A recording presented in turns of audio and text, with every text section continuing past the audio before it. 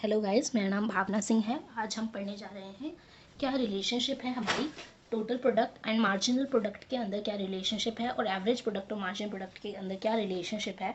आज हम अपना चैप्टर कंक्लूड कर देंगे प्रोडक्शन फंक्शन का।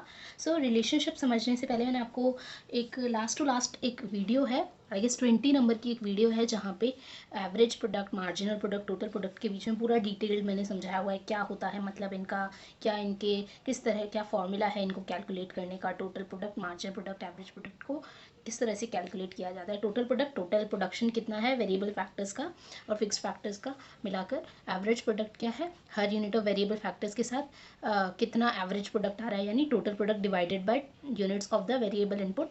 एंड मार्जिनल प्रोडक्ट क्या होता है, हर additional unit of variable factors के साथ कितना एडिशन हो रहा है टोटल प्रोडक्ट के अंदर, ये होता है।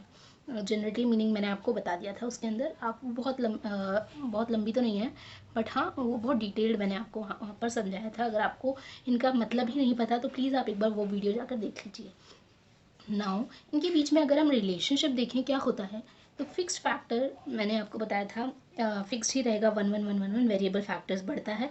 क्यों, क्योंकि शॉर्ट रन की बात कर रहे हैं। फिक्स फैक्टर को हमने अभी यहाँ पर एक रख लिया है, वेरिएबल फैक्टर बढ़े जा रहा है। तो टोटल प्रोडक्ट हमने बताया था इनिशियली क्या इंक्रीजिंग रेट पे इंक्रीज़ कर रहा है, फिर एक पॉइंट आएगा जहाँ पे वो इंक्रीजिंग रेट पे इंक्रीज़ करने के बाद यहाँ से फिर वो डिमिनिशिंग रेट पे इंक्रीज़ करेगा। एक पॉइंट आएगा जहाँ पे मैक्सिमम हो जाएगा और मैक्सिमम पॉइंट आने के बाद वो नेगेटिव रेट पे चला जाएगा, यानी डिक्रीज़ होने लग जाएगा। और टोटल प्रोडक्ट से ही मार्जिनल प्रोडक्ट हमने निकाला था। मार्जिनल प्रोडक्ट इनिशियली इंक्रीज़ करता है, देन डिक्रीज़ यहाँ तक, फिर इसके बाद क्या है, डिक्रीज़ कर रहा है, डिक्रीज़ करेगा। फिर जहाँ पे हमारा टोटल प्रोडक्ट मैक्सिमम होगा वहाँ पे ज़ीरो हो जाएगा, यानी इस पॉइंट पर। और फिर यहाँ के बाद नेगेटिव, टोटल प्रोडक्ट यहाँ तक इंक्रीजिंग रेट पे, देन उसके बाद यहाँ तक डिमिनिशिंग रेट पे, एंड इसके बाद नेगेटिव रेट पे। तो इसी चीज़ को, टोटल प्रोडक्ट को अगर पॉइंट टू स्केल में यहाँ पर कि टोटल प्रोडक्ट और मार्जिनल प्रोडक्ट को यहाँ पर बनाऊँ, डिनोट करूँ, तो किस तरह से, ज़ीरो वेरिएबल फैक्टर है, टोटल प्रोडक्ट ज़ीरो है, 0 पर 0, देन 1 पर 10, 1 पर 10, दिस 2 पर 30, 2 पर 30।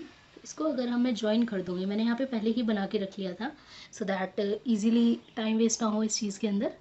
तो इस तरह का हमारा टोटल प्रोडक्ट आएगा, यानी कि 3 फैक्टर के अंदर अगर हम देखें तो 45 एंड अगर 6 फैक्टर के अंदर देखें तो 48 है टोटल प्रोडक्ट, 6 के अंदर 48 है, यहाँ पर है 48। तो इस तरह से ये इक्वल है, ये दोनों इक्वल हैं इसके। तो ये हमारा टोटल प्रोडक्ट बन गया। अब मार्जिनल प्रोडक्ट क्या है, मार्जिनल प्रोडक्ट को भी मैंने डिनोट करके रख लिया। मार्जिनल प्रोडक्ट यहीं से स्टार्ट होगा, यहाँ से इस तरह से। तो होता क्या है, मार्जिनल प्रोडक्ट यहीं से स्टार्ट हो रहा है, ये मार्जिनल प्रोडक्ट का कर्व है, ये टोटल प्रोडक्ट का कर्व है। इन दोनों के बीच में रिलेशनशिप देखिए तो मैंने आपको बताया था, जब तक हमारा टोटल प्रोडक्ट इंक्रीज़ कर रहा है इंक्रीजिंग पॉइंट पे, मान लो इसको अगर हम पॉइंट पी ले लेते हैं, इस चीज़ को अगर हम पॉइंट पी लेते हैं, यानी इस पर इंक्रीजिंग रेट पे इंक्रीज़ हो रहा है, यहाँ से पूरा यहाँ पर इस तरह से इंक्रीजिंग रेट पे इंक्रीज, कॉन्वेक्स शेप में। तो ये पॉइंट ऑफ इन्फ्लेक्शन था। पॉइंट ऑफ इन्फ्लेक्शन तक हमारा मार्जिनल प्रोडक्ट क्या है, इंक्रीज कर रहा है, मार्जिनल प्रोडक्ट भी इंक्रीज कर रहा है। पॉइंट ऑफ इन्फ्लेक्शन तक यानी 2 यूनिट्स तक, 2 यूनिट्स तक हमारा टोटल प्रोडक्ट भी इंक्रीज कर रहा है, मार्जिनल प्रोडक्ट भी इंक्रीज कर रहा है, और मार्जिनल प्रोडक्ट 2 यूनिट पे हमारा मैक्सिमम हो जाता है। ये रिलेशनशिप बता रही हूँ मैं आपको, as long as total product increases at an increasing rate, MP also increases. ये पहला पॉइंट है। नाउ सेकेंड पॉइंट है, जब TP इंक्रीज करेगा डिमिनिशिंग रेट पे, TP इंक्रीज करेगा डिमिनिशिंग रेट पे, तो मार्जिनल प्रोडक्ट डिक्रीज करने लगेगा।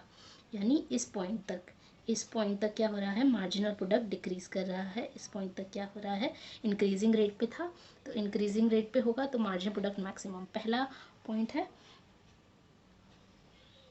as long as total product increases at an increasing rate, MP also increases। ये तो पहला पॉइंट है। सेकंड पॉइंट है, when TP increases at diminishing rate, जब टोटल प्रोडक्ट हमारा डिमिनिशिंग रेट पे इंक्रीज करेगा तो MP क्या है, डिक्रीज करेगा, देन MP डिक्रीजेस।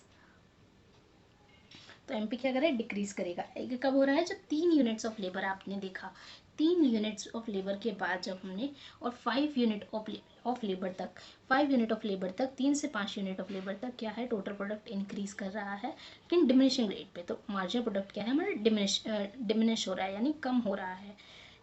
उसके बाद भी कम हो रहा है, लेकिन यहीं तक क्यों बताया मैंने, क्योंकि उसके बाद नेगेटिव हो जाएगा। थर्ड पॉइंट है, व्हेन टोटल प्रोडक्ट अपने मैक्सिमम पॉइंट पे पहुंच जाए, when TP reaches its maximum point, MP become zero. जब टीपी मैक्सिमम हो तो हमारा एमपी ज़ीरो हो जाएगा। टीपी यहाँ पे मैक्सिमम है, एमपी ज़ीरो है। 5th यूनिट की बात कर रहे हैं, टीपी मैक्सिमम है 52 और एमपी हमारा ज़ीरो हो गया। तो ये हम क्या रिलेशनशिप बता रहे हैं टोटल प्रोडक्ट और मार्जिनल प्रोडक्ट के अंदर।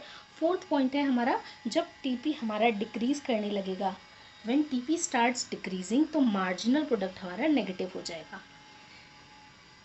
When TP decreases, MP becomes negative, MP negative हो जाएगा। तो ये रिलेशनशिप थी आपकी टोटल प्रोडक्ट और मार्जिनल प्रोडक्ट के अंदर। यहीं पर अगर मैं आपको बताऊं क्या रिलेशनशिप है एवरेज प्रोडक्ट और मार्जिनल प्रोडक्ट के अंदर, what is the relationship between average product and marginal product, then we will see that when we employ all the fixed factors with the variable factors are changing, variable factors change हो रहे हैं, तो total product का आपको पता है ये है। अब टोटल प्रोडक्ट से एवरेज प्रोडक्ट कैसे निकालते हैं, which is equals to total product divided by units of variable factor, units of variable factor. यानी यहाँ पे क्या है, टोटल प्रोडक्ट ज़ीरो है, यहाँ पे भी ज़ीरो है, तो ये क्या हो गया, ज़ीरो हो गया। और यहीं पर अगर टोटल एवरेज प्रोडक्ट डैश हो गया, सॉरी डिवाइडेड बाय ज़ीरो करेंगे तो डैश हो जाएगा। नाउ एवरेज प्रोडक्ट देखें तो यहाँ पर क्या होगा, 10 units divided by 1 which is 1 unit, 10 units, 30 units divided by 2 which is equals to 15 units, 45 divided by 3 again 15 units,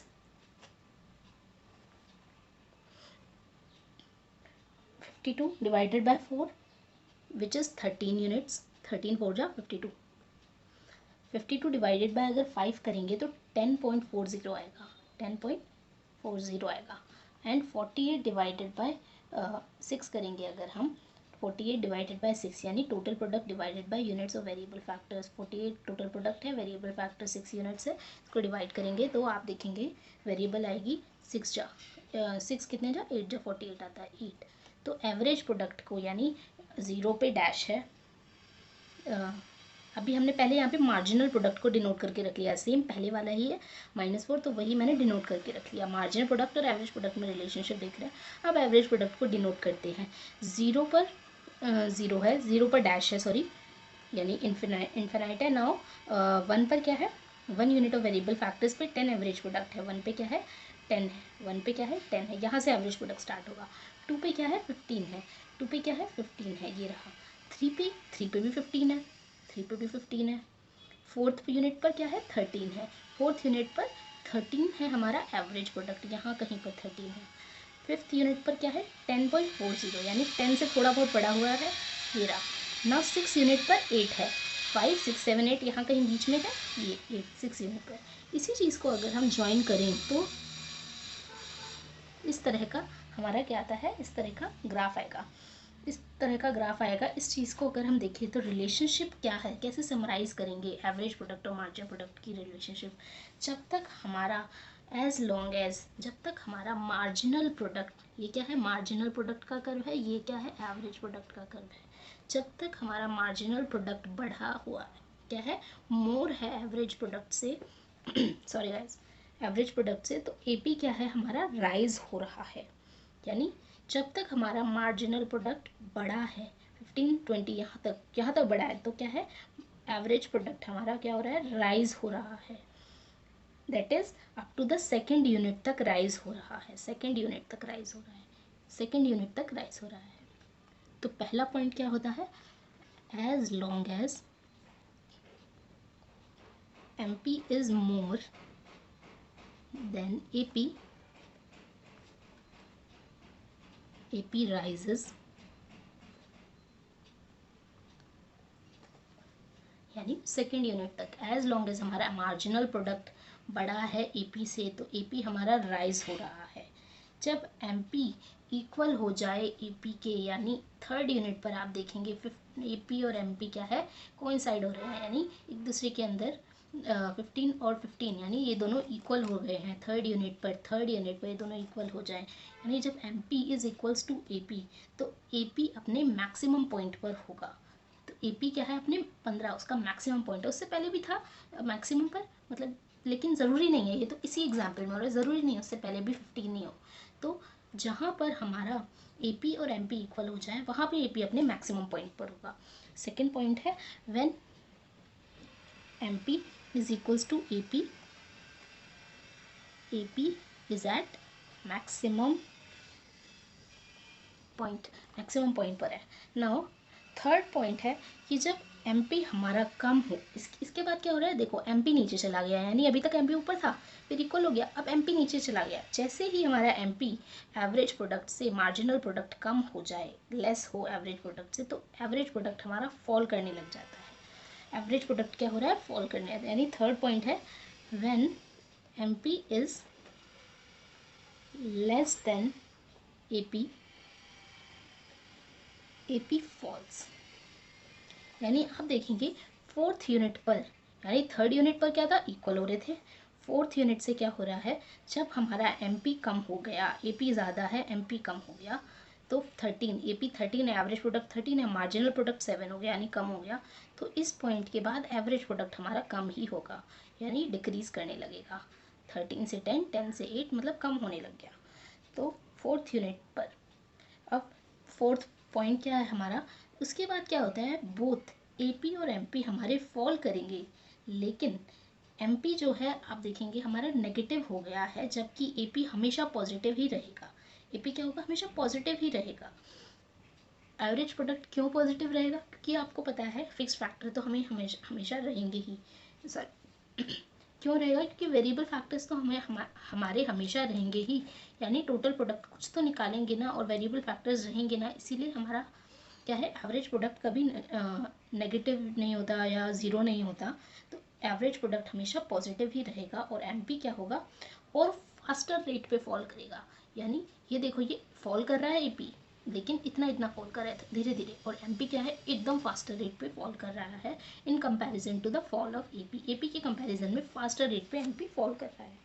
तो फोर्थ पॉइंट क्या है हमारा, both AP and MP fall thereafter, इसके बाद thereafter both AP and MP fall but MP becomes negative. Sorry यार मेरी writing और गंदी हो रही है क्योंकि यहाँ पे ये रिंग आ रही है तो राइटिंग सही से नहीं बन पा रही। एमपी जो है, और एमपी क्या है, और फास्टर रेट पे फॉल करेगा in comparison to the fall in AP. MP falls at a faster rate in comparison to AP। I hope आपको समझ आ गया हो। ऑल्सो ये नोट करें आपकी जो एवरेज प्रोडक्ट है और जो मार्जिनल प्रोडक्ट है ये दोनों डिराइव होते हैं, किससे डिराइव होते हैं, टोटल प्रोडक्ट से। टोटल प्रोडक्ट के से ही निकल कर आता है मार्जिनल प्रोडक्ट कितना है, एवरेज प्रोडक्ट भी टोटल प्रोडक्ट से ही निकल कर आता है, मार्जिनल भी। तो ये जो है डिराइव फ्रॉम टोटल प्रोडक्ट, और जो एपी जो है कैलकुलेट होता है on the basis of all units. Average product जो है ऑल यूनिट्स की बेसिस पे कैलकुलेट किया जाता है, जबकि मार्जिनल प्रोडक्ट है सिर्फ एडिशनल यूनिट के बेसिस पे कैलकुलेट किया जाता है। सो इसी वजह से क्या होता है, मार्जिनल प्रोडक्ट्स जो है वो, so it is the marginal product की जो मार्जिनल प्रोडक्ट ही होता है जो एवरेज प्रोडक्ट को अप या डाउन पुल करता है, अप या डाउन पुल करता है। ऐसा क्यों होता है, मैंने आपको बताया मार्जिनल प्रोडक्ट के अंदर क्या होता है, मार्जिनल प्रोडक्ट सिर्फ एडिशनल यूनिट्स से होता है, एवरेज प्रोडक्ट दोनों, यानी सारी यूनिट्स को लेकर होता है। मार्जिनल प्रोडक्ट क्या होता है, सिर्फ एडिशनल यूनिट, ये सारी यूनिट, एडिशनल यूनिट सारी यूनिट। तो जब मार्जिनल प्रोडक्ट ही एवरेज प्रोडक्ट को अप या डाउन क्या करता है, पुल करता है। नाउ आई होप आपको ये चैप्टर समझ आ गया हो, production function. Thank you guys. Last lecture था ये आज प्रोडक्शन फंक्शन का। नेक्स्ट क्लास में हम पढ़ने वाले हैं कि रिवेन्यू, शायद रिवेन्यू या कॉस्ट स्टार्ट करेंगे, कॉस्ट स्टार्ट कर लेते हैं। नेक्स्ट लेक्चर के अंदर हम कॉस्ट स्टार्ट करने वाले हैं। तो आज मैं प्रोडक्शन फंक्शन ख़त्म करती हूँ। Thank you. आप अपना ख्याल रखिएगा। कोरोना के टाइम्स में आई नो लॉकडाउन ख़त्म हो चुका है एंड अनलॉक स्टार्ट हो चुका है, कब का बहुत टाइम हो चुका, बट स्टिल कोरोना अभी ख़त्म नहीं हुआ। सो प्लीज़ आप ख्याल रखिए, सैनिटाइज रहिए और ध्यान रखिए अपना और अपने साथ के सभी लोगों का। Thank you.